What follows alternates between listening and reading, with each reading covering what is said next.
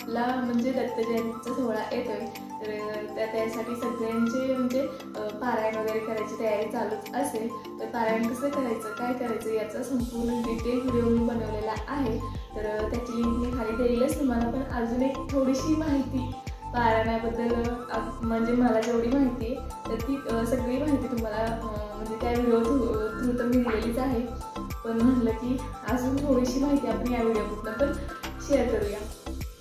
तर आपण घरी पारायण लावलं तर त्याचं म्हणजे आपल्या घरात काही दोष असतात किंवा काही पिढा असतात, तर त्यामुळे आपल्याला जेवढं फळ भेटायला पाहिजे त्यापेक्षा कमी भेटतं असं. आणि जर आपण केंद्रात किंवा जिथं म्हणजे दत्त महाराजांचा वास असतो किंवा मठात असं जर पारायण लावलं तर तिथलं फळ आपल्याला म्हणजे एकपट फळ असतं तर ते दुप्पट फळ आपल्याला तसं मिळतं. तर मी तर म्हणेन तुम्ही केंद्रात किंवा स्वामी समर्थाच्या मठात किंवा दत्त महाराजांच्या मठात असं जात असाल तर आणि तिथं जर पारायण वगैरे 3 दिवसाचं पारायण वगैरे लावत असतील तर ते नक्की तुम्ही करा. तर खूप छान असे म्हणजे वाटतं पारायण केल्यावर. आणि एकटं घरी वाचणं आणि सगळ्यांसोबत वाचणं यात खूप मोठा म्हणजे आनंद आहे आणि वेगळीच फिलिंग असते. खूप छान वाटतं, खूप प्रसन्न वाटतं. आणि पारायण लावलं की सकाळ सकाळ म्हणजे वाचन असतं त्यामुळे तर खूप छान वाटतं. सॉरी, थंडी चालू झाली त्यामुळे सर्दी खोकला इथं चालूच राहणार. तुमच्या इकडे पण खूप थंडी म्हणजे आमच्या इकडे तर खूप थंडी आहे. तर तुमच्या इकडे आहे का नाही ते नक्की कमेंट करून सांगा. चला, तर आज एकादशी आहे तर मग म्हटलं चला छान अशी पूजा करून घेऊया.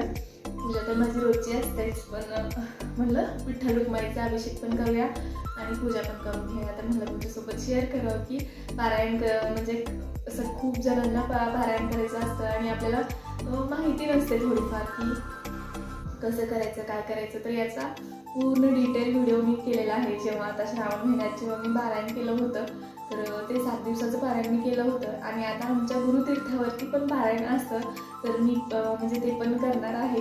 म्हणजे माझं चाललंय की माझी इच्छा असते की मी प्रत्येक पारायणाला बसावं. तर मग तिथं 3 दिवसाचं पारायण असतं दत्त जयंतीला. तर ते मग माझं चाललंय की करेल. तर मी केलं तर ते पण तुमच्यासोबत शेअर करेनच.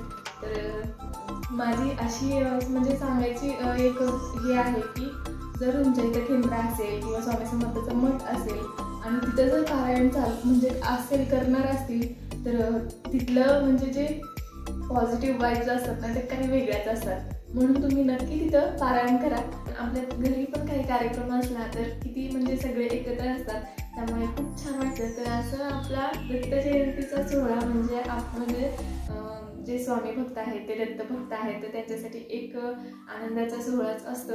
आणि ते जर सगळ्यांनी एकत्र मिळून केलं तर ते पण त्याचा आनंद पण द्विगुणित होतो. त्यामुळे नक्कीच मठात किंवा मंदिरात असं जर पारायण असलं तर तिथं केलं पाहिजे. ते खूप असं म्हणजे चांगलंही असतं. ते आपल्याला फळ पण दुप्पट मिळतं. म्हणजे फळ मिळायचं हे तुम्ही कोणतीच गोष्ट करायची नसते आणि म्हणजे मी पण करत नाही. तर एक सेवा किंवा आपण त्या सेवेत आहोत तर ते सगळं माहिती आहे आपल्याला. तर नाही पारायण करायचं म्हणजे हे फळ मिळावं हे वगैरे असं म्हणजे आहे. तरी पण आपण निस्वार्थ भावनेने एखादी सेवा करावी किंवा एखादं वाचन करावं.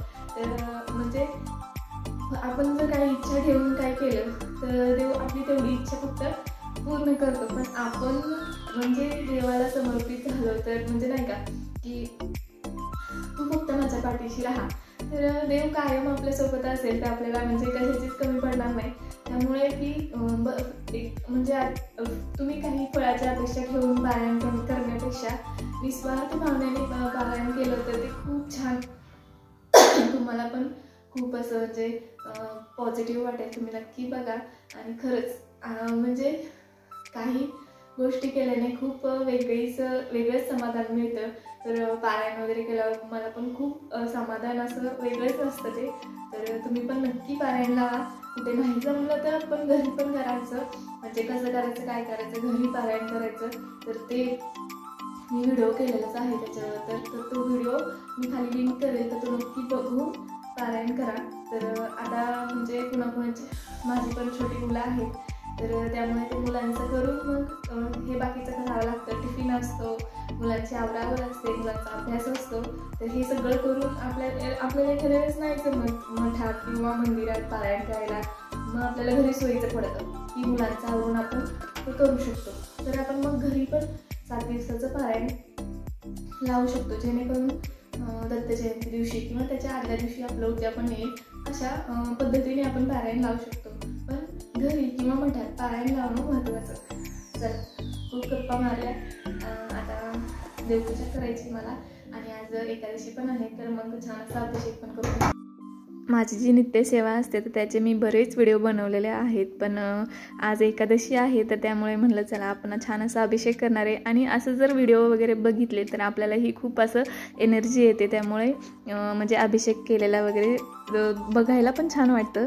तर इथं मी सगळी देवपूजा करायच्या आधी दिवा लावून घेते, आणि जे आपण देवाला पाणी ठेवतो तर ते पण मी रोज बदलते, आणि कलशातलं देखील पाणी बदलते. तर कलशातलं पाणी मी बाहेर झाडांनाच ओतते आणि तो कलश तसाच भरून आणून ठेवते. तर मी आधी म्हणजे आठवड्यातनं एकदा कलश भरून ठेवायचे, शुक्रवारी वगैरे. पण नंतरनं मला माहिती झालं की आपण जे कलश आपण स्थापन केला आहे कुलदेवतेचा, तर तो रोजच्या रोज ते पाणी बदललं पाहिजे. तर त्यामुळं मग मी ते पण पाणी बदलते, आणि जे पाणी म्हणजे देवाला आपण पिण्यासाठी ठेवतो तर ते पण बदलते.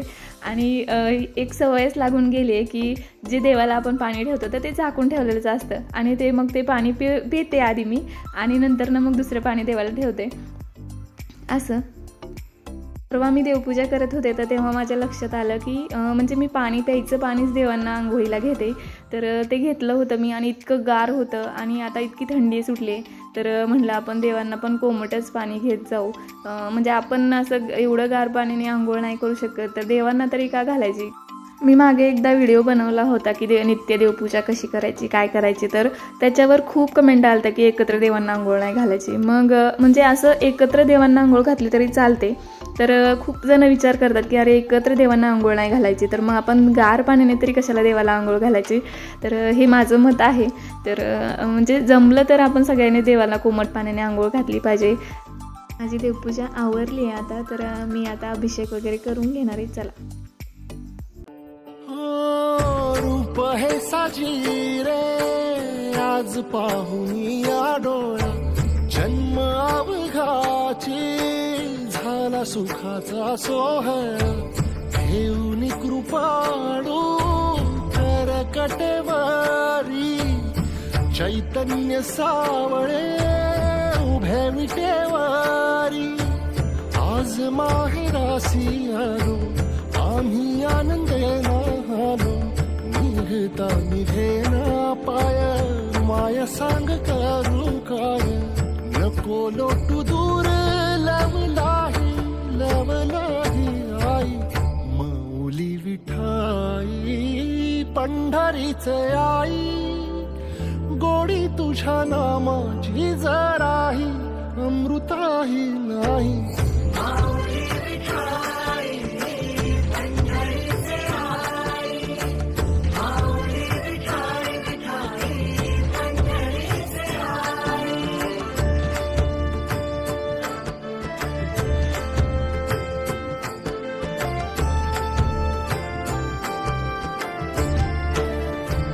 मुखी तुझे नाम दुमदुमले त्रिभुवन, हृदयी तुळस देह झाला वृंदावन, काठी उतरले थवे वैष्णवांचे, चंद्रभागे माझी डोह अमृताचे.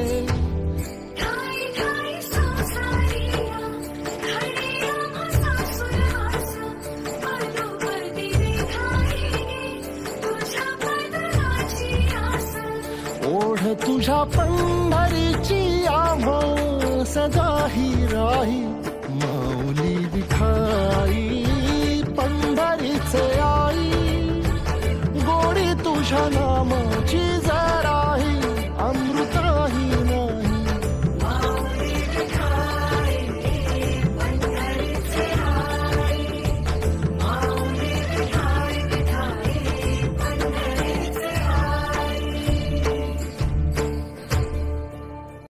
आजचा व्हिडिओ तुम्हाला कसा वाटला ते नक्की कमेंट करून सांगा. आणि असाच एक छानसा व्हिडिओ घेऊन मी परत हजर राहीन. तोपर्यंत सर्वांना श्री गुरुदेव दत्त. आणि व्हिडिओ आवडला तर लाईक शेअर सबस्क्राईब करा. चला तर मग बाय बाय. आणि हो, सर्वांना श्री गुरुदेव दत्त.